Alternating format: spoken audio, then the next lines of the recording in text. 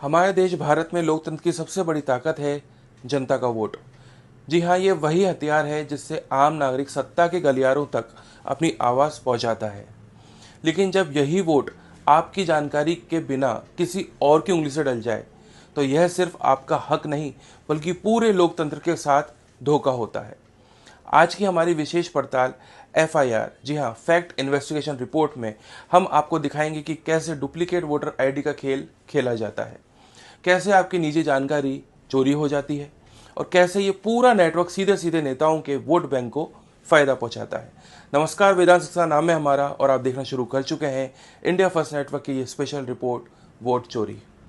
आइए सबसे पहले बात करते हैं जयपुर राजस्थान की साल 2018 की। विधानसभा चुनाव से पहले जोटवाड़ा थाना क्षेत्र में शिकायतें आने लगी कि कुछ लोग घर घर सर्वे के नाम पर आधार कार्ड और राशन कार्ड की फोटोकॉपी ले रहे हैं। सुनने में यह साधारण सर्वे जैसा लगता था, लेकिन हकीकत में ये आपके दस्तावेजों की चोरी थी। बाद में जांच में पता चला कि इन्हीं दस्तावेजों का इस्तेमाल फर्जी वोटर आईडी बनाने में किया गया।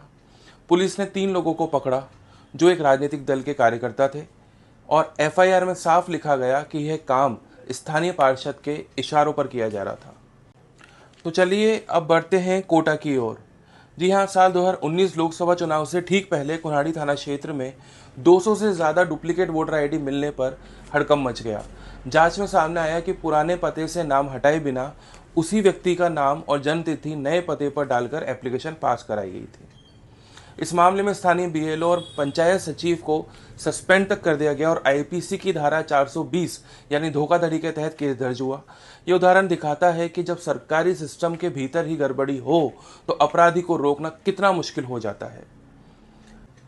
तो चलिए बात करते हैं अजमेर की। जी हाँ, अजमेर का साल 2013 विधानसभा चुनाव भी इसके लिए एक बहुत बड़ा सबूत है। ब्लॉक टावर थाना क्षेत्र में शिकायत हुई कि एक ही व्यक्ति के नाम पर 3 वोटर आईडी अलग अलग वार्ड में मौजूद थी।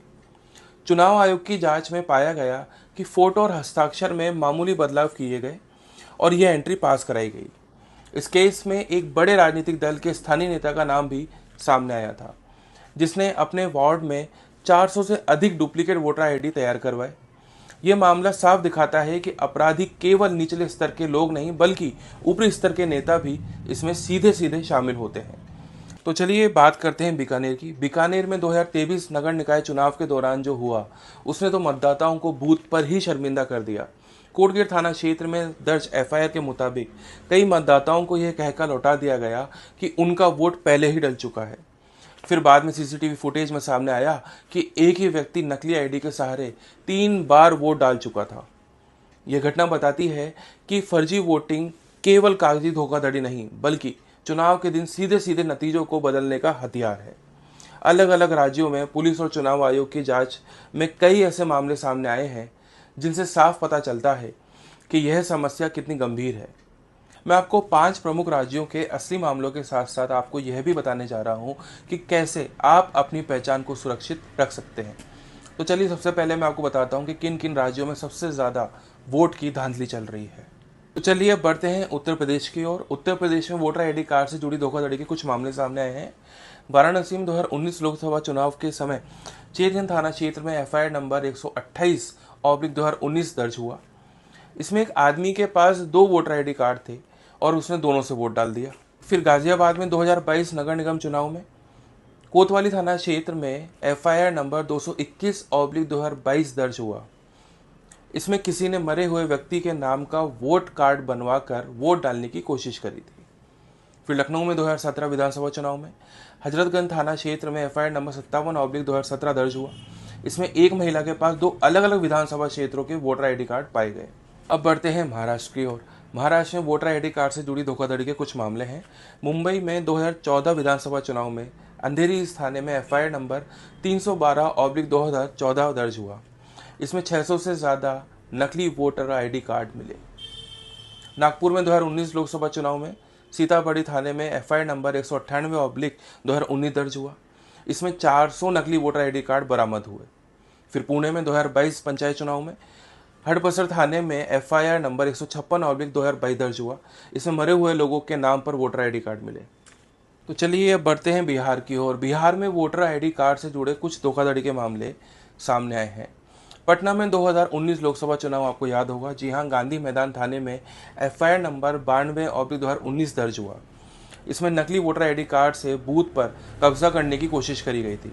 फिर जो भागलपुर में 2020 विधानसभा चुनाव, जी हाँ ये भी बिहार का एक बहुत बड़ा हिस्सा है, वहाँ पर तातरपुर थाने में एफआईआर नंबर 2011/2020 दर्ज हुआ। इसमें एक व्यक्ति का नाम दो अलग अलग क्षेत्रों में दर्ज मिला। फिर दरभंगा में 2015 पंचायत चुनाव में बहादुरपुर थाने में एफआईआर नंबर 67/2015 दर्ज हुआ।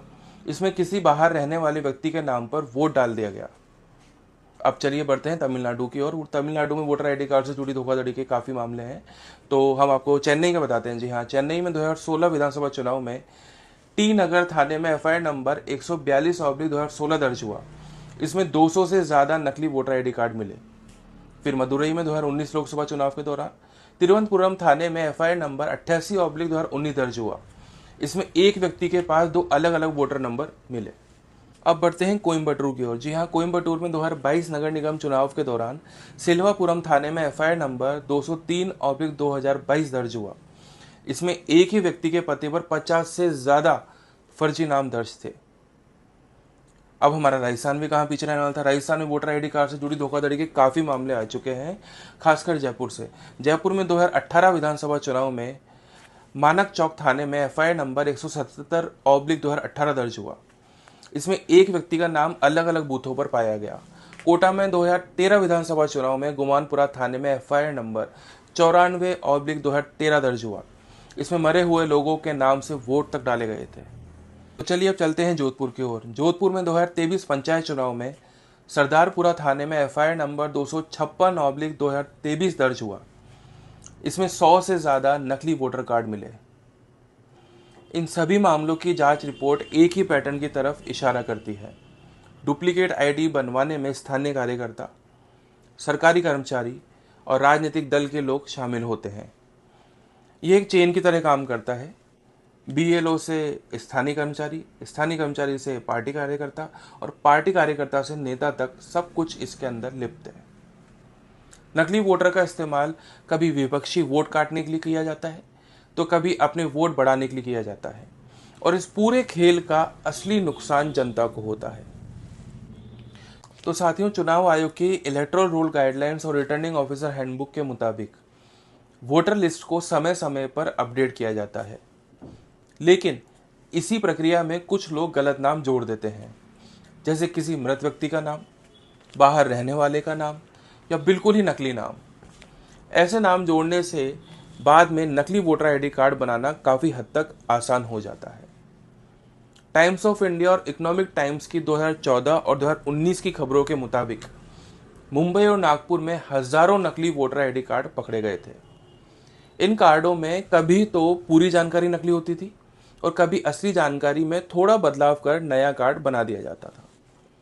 यह कार्ड बाद में उन लोगों तक पहुंचाए जाते थे जिन्हें पैसे, शराब या सामान के बदले वोट देने का वादा किया जाता था। एसोसिएशन फॉर डेमोक्रेटिक रिफॉर्म्स, जी हाँ एडीआर की 2020 की रिपोर्ट के मुताबिक चुनावों में कई बार लोगों को नकद पैसे, शराब, कपड़े, मोबाइल या खाने पीने का सामान दिया जाता है। बदले में उनसे कहा जाता है कि वे किसी खास उम्मीदवार को वोट दें।